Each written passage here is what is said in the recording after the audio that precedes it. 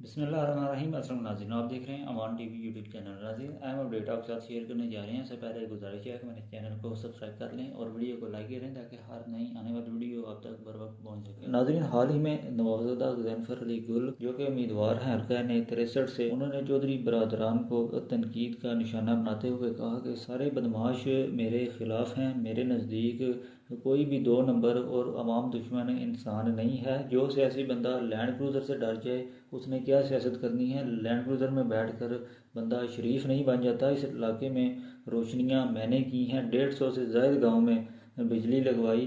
कोई ऐसा बंदा नहीं जो इससे जो वो इनकार कर सके। जितनी खिदमत और नौकरी आवाम की मैंने की है कोई और नहीं कर सकता। इस हल्के का कौन सा बंदा है जो हमें और चौधरीयों को नहीं जानता, उनके किरदार को नहीं जानता। हमारा और चौधरीयों का किरदार सबके सामने है। मैं जालिमों के साथ टकराया हूँ, ये कहना है नवाबज़दा गज़नफ़र अली गुल का। अभी हाल में चौधरी बरदरान का मौक़िफ़ दुरुस्त है या फिर नवाबज़दा गज़नफ़र अली गुल का? कमेंट बॉक्स में अपनी राय से ज़रूर आगाह करें। अगली वीडियो तक के लिए दीजिए इजाज़त। अल्लाह हाफ़िज़।